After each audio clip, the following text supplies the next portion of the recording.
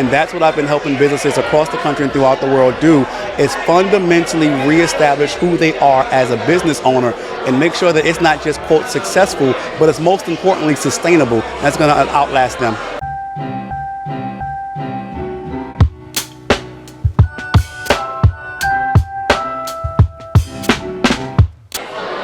All right, this is the Charlotte Business Podcast booth. I'm CJ Williams. We are at the Charlotte Business Owners Networking event here in Uptown Charlotte at Hop In. But they got a lot of beer here, and I've been drinking it. Oh my. I have not had one. You should. This interview, by the way, is brought to you by Podcast Titans, where they specialize in turning conversations into content into cash for your business. We take you beyond social media to YouTube and the rest of the world. Visit podcasttitans.com for more information. Right now, I'm joined by Mr. Michael Johnson. What do you prefer, man? Mike is fine. I feel like I've seen, look, we know each other. Well, you can call me Mike. You can call me Mike. I wanna be like Mike. Mike, what's up? Mike got some big things going on, man. Talk about it. Well, definitely appreciate the time and the energy this evening, man. It has been such a whirlwind since the last time we've had a conversation. I've had a chance to speak across the country and done some international tours as well. Ended up just really recently getting the Strategic Business Planner of the Year. So I got an award for 2026 being the Strategic Business Leader of the Year. Congratulations. No, thank you so much. And what that simply means is that I have helped so many businesses transform their business and to make more money that somebody in the world said, we got to give this guy an award. And so I'm grateful, I'm thankful. A jury of my peers, they voted and said, hey, listen, I'm making a difference in the industry that I'm in.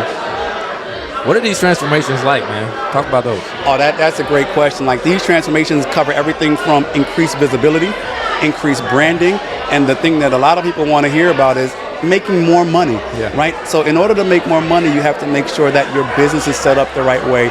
And that's what I've been helping businesses across the country and throughout the world do, is fundamentally reestablish who they are as a business owner and make sure that it's not just, quote, successful, but it's most importantly sustainable. That's going to outlast them. Tell me about these businesses. Is there a niche that you operate in? Listen, that's the beauty about what I do. It's business agnostic, right? There's no particular niche or one specific business, because at the end of the day, there are some core fundamental business principles that span across every individual industry. Like, watch this. Every industry needs a business plan.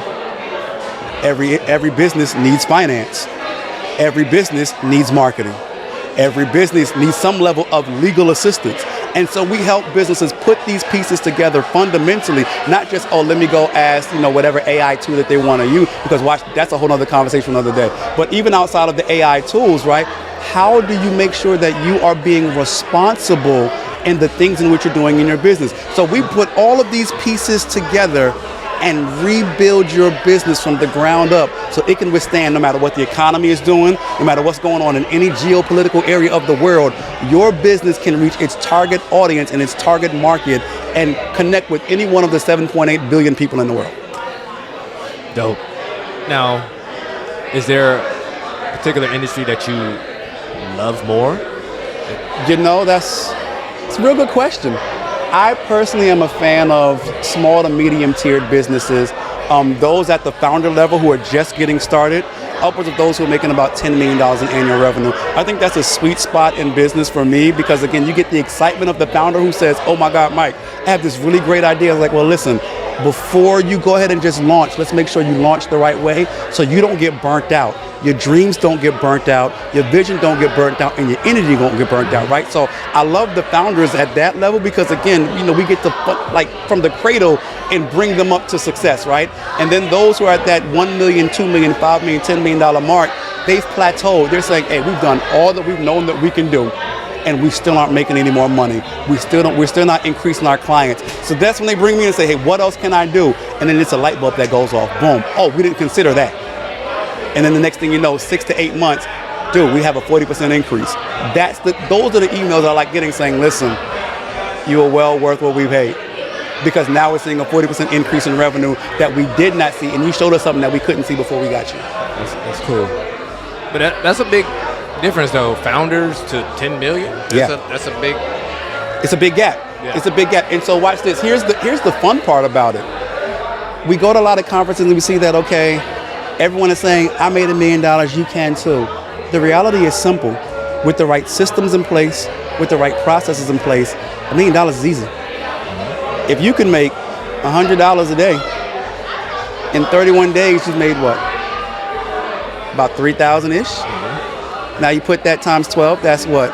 36,000. Now if you reinvest that into your business and compound it in a couple of years and you reformat the structures and the systems that's undergirding your business, now you're not paying as much to do the job because now you have systems in place to do it for you. So that revenue you were spending, you put it somewhere else. And now you're just compounding your business model and compounding your finance because now guess what? In 2, 3, 4 years, you can see $1 million.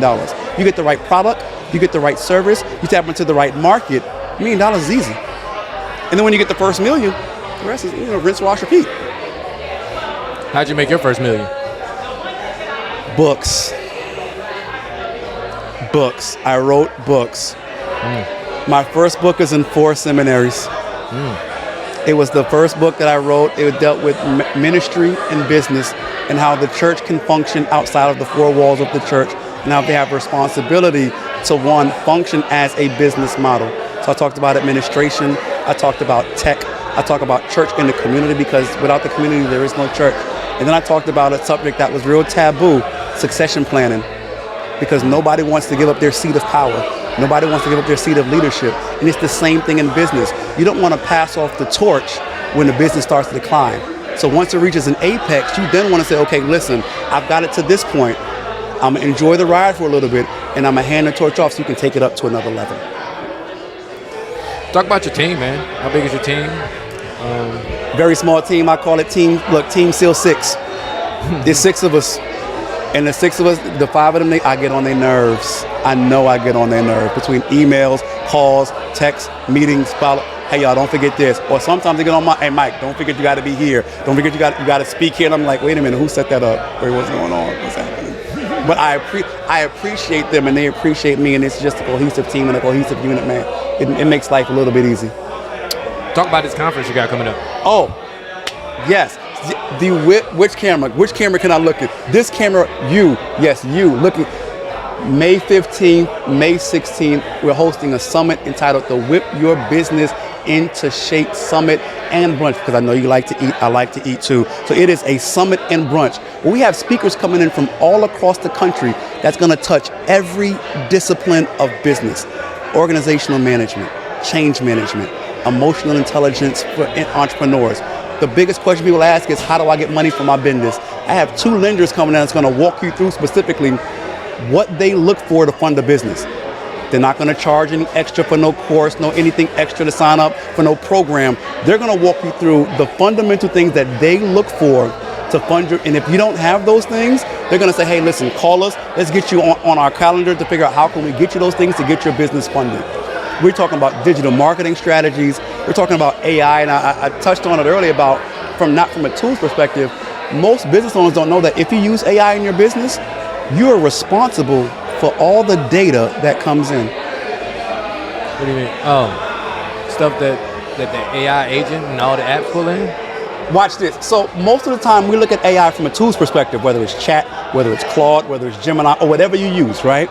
But what business owners, a lot of them don't realize is that as a business owner, you have a fiduciary responsibility to manage the risk that whatever AI you're using is being functional and it's safeguarding the information. So whether that's protecting information of whoever, like the data of your clients, protecting the information so you aren't giving bad advice, like you have to make sure as a business owner that whatever AI you use is being used responsibly. Like you just can't have an automation going off in the wind and going wild. That makes sense. I think we can all agree that that's a good thing. It is. But a lot of businesses say, hey, I got this automation tool and it just does it. And there's no human element that says, let me safeguard and just oversee what you're doing. Because they say, hey, listen, AI is making my business better. AI is scaling my business. But what they don't realize is that sometimes AI is giving bad information. And when AI gets bad information, you can't blame AI. Yeah. They're going to blame the business owner. So we have someone coming in to talk about AI from a governance perspective and a controls perspective and what it means for business owners to be responsible for the AI tools they use in their business. Speaking of AI, and this will be the last question. With so many jobs being lost to AI, there are going to be new industries that form, new jobs. Where do you have a prediction on what it's to come? Like, where are these people going to go work? All right. You said I got to look at this camera right here. I'm going to say this with my sincerest heart. I do not believe that AI is going to be designed to replace jobs within the next 5 years. Parenthetically, I do believe that AI is a resource for people to expand their job roles. Now, here's what I mean by that. In the next 4 to 5 years, because AI is still getting its sea legs underneath it, so we're not going to look at a mass amount of jobs being lost holistically. But those who fail to learn AI from an educational perspective and its best use cases, how do you use it functionally, not just but how do you use AI functionally in your business? I think those who fail to learn how to use AI will be the ones who lose their jobs. Because and on some level, and we were talking about this in Manila, that on some level, you have to have a human in the loop. You cannot let AI roam on its own because right now it's still learning. And as the saying goes, good data in, good data out. But right now there's a lot of trash in with no real filter to filter out what's true in any specific industry. So AI is just configuring an amalgamation of data, good, bad, ugly, and indifferent. And so sometimes what it spits out is good, bad, ugly, and indifferent. So I really don't believe that AI is going to replace the jobs holistically immediately. But I do believe that those who fail to learn how to use it within whatever their niche is, whatever their specific area of expertise is, if you fail to use the tools that are available in your area of expertise, you will lose your job at some point. Makes sense. I try to make sense sometimes. I do. Mike, look at that camera. Tell people how they can find you. Tell them about how they can get tickets to the Whip Your Business into Shape. Listen, right? I appreciate you. Listen, you can buy tickets to the Whip Your Business in the Shape Summit and Brunch at www.whipyourbiz.com. That's www.whipyourbiz.com. You can find me on social media at I am Mike Johnson, the number 2. You got to put it all together like a Tribe Called Quest. You got to say it all. I am Mike Johnson, the number 2. Put it all together. You can find me there. And listen, I hope to see you at the summit.